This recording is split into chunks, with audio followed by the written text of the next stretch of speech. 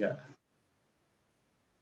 Assalamualaikum warahmatullahi wabarakatuh. Pada kesempatan kali ini kami kelompok 1 akan mempresentasikan hasil tugas UAS kami, yaitu yang pertama ada jurnal dengan judul Implementasi Etika Profesi saat melaksanakan kerja profesi, yaitu dengan perbandingan kerja profesi normal dengan alternatif. Anggota kelompoknya yang pertama ada Yosafat, ada Ferdinus Danu, dan ada Victor.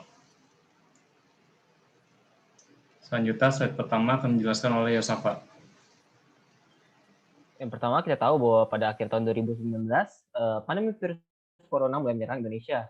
Di tengah daya penyebaran pandemi ini, beberapa negara melakukan sejumlah kebijakan. Kita tahu pada tanggal 23 Januari 2020, China mulai melakukan lockdown, diikuti oleh beberapa negara. Nah, kebijakan-kebijakan ini turut membuat beberapa masyarakat dalam suatu negara ikut beradaptasi. Bukan hanya beberapa dunia, seperti dunia kerja maupun dunia pendidikan, beberapa sektor di Indonesia ataupun di negara mengalami beberapa adaptasi. Salah satunya ada kegiatan pendidikan ataupun sektor pendidikan, di mana beberapa pembelajaran dilakukan secara online. Nah, ini juga tidak terkecuali pada kerja profesi ataupun kegiatan magang yang dilaksanakan baik secara on-site ataupun di lapangan dan juga secara alternatif dengan opsi beberapa tinjauan KP alternatif seperti membedah proyek lama dan juga mengikuti kegiatan pelatihan secara online.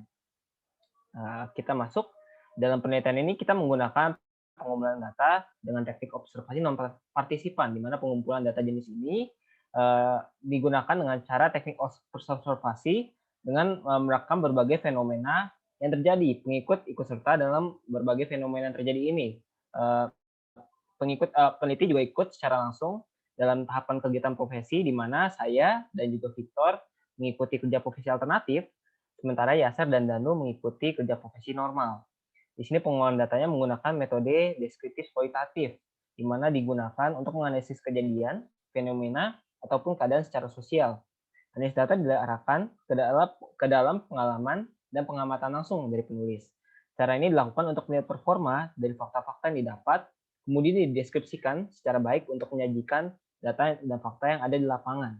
Kita langsung ke topik selanjutnya, ke bagian isi.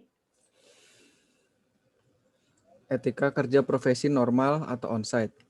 Yang pertama itu etika berkomunikasi. Lingkungan baru dengan orang-orang yang baru kita temui menuntut kita untuk mampu mengendalikan dan menjaga teknis komunikasi kita. Di sini kita perlu menjaga etika dalam berkomunikasi, baik secara langsung maupun secara tidak langsung. Akan ada momen di mana mood kita akan buruk, entah dari tugas-tugas yang kita terima terlalu banyak ataupun ada masalah-masalah dalam pekerjaan kita. Dan masih banyak lagi. Selain itu, bukan hanya teknis komunikasi lisan yang harus dijaga. Diperlukan juga penggunaan bahasa tubuh yang sopan ke semua orang. Di saat melakukan komunikasi tidak langsung, baik itu melalui WhatsApp ataupun surat elektronik atau email, etika dalam berkomunikasi juga tetap harus kita lakukan. Next. Yang kedua itu adalah etika dalam bekerja.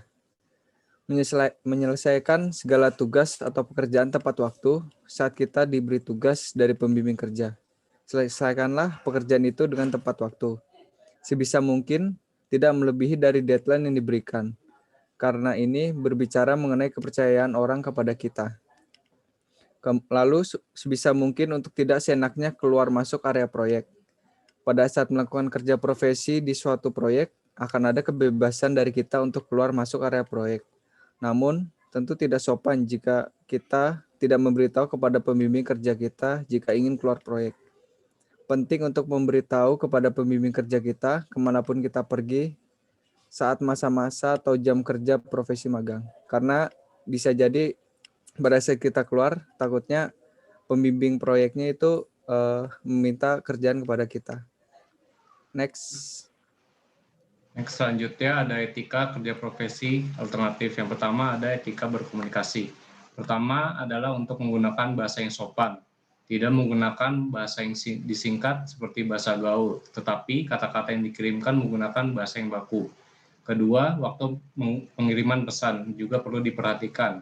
Waktu yang baik adalah pagi sampai sore, tetapi saat sudah malam sebaiknya ditahan untuk besok harinya karena biasa waktu malam adalah waktu istirahat. Ketiga, hal lain juga yang bisa dilakukan adalah untuk memasang foto profil yang jelas, terlihat muka kita supaya terlihat jelas identitas kita, dan memudahkan pembimbing untuk mengenal kita.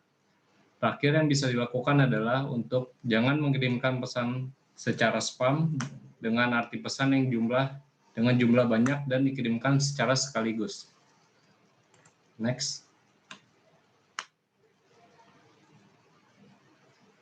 Kemudian untuk perihal jam kerja, karena kerja profesi alternatif dilaksanakan dalam rumah dan minim pengawasan, maka sebagai mahasiswa kita harus konsisten dan berintegritas dalam hal waktu jam kerja.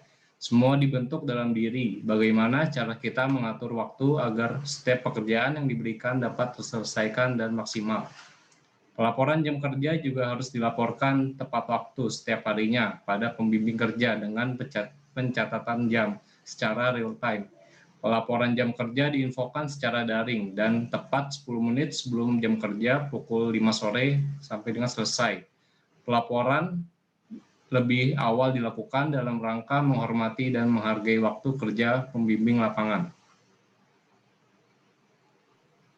Kemudian sebagai kesimpulan dan penutup, secara umum dapat kita ketahui bahwa implementasi etika dalam kerja profesi, baik KP normal maupun alternatif, tidak jauh berbeda, kecuali pada perbedaan teknis pelaksanaannya. Sebagian besar etika yang kita latih dalam diri kita sehari-hari dapat diimplementasikan untuk dua format kerja profesi tersebut. Etika komunikasi dengan orang yang lebih tua, dosen, ataupun dengan orang lain dapat kita implementasikan dalam KP normal saat bertemu dan berkomunikasi dengan masyarakat dalam proyek. Sementara etika berkomunikasi via daring yang biasa kita lakukan sehari-hari untuk mengirim tugas kepada dosen maupun orang tua juga bisa diimplementasikan ke dalam KP alternatif. Semua perbedaan tersebut mengarah kepada teknis dan sebenarnya sudah kita pelajari dan terapkan dalam kehidupan sehari-hari. Kemudian setelah ini akan kita bahas mengenai poin 2, yaitu dengan X-Banner yang telah kita desain. Berikut ini adalah desain banner yang kita buat untuk menjawab poin 2 mengenai slogan pada etika profesi. Dalam banner ini bisa lihat dengan judul Keselamatan, Kesehatan Kerja, dan Lingkungan K3L. Dan ada slogannya yaitu pesan K3L. Yang pertama bisa lihat ada berdoa sebelum memulai pekerjaan. Dan yang kedua ada untuk pergunakan APD seperti helm, sepatu safety, rompi, dan sarung tangan. Dan juga ketiga, ada jagalah kebersihan lingkungan kerja. Dan yang terakhir, semua karyawan diharap peduli terhadap keselamatan kerja. Dan juga ada moto dan slogan juga yang berkata juga, keselamatan itu tindakan, bukan hanya wacana.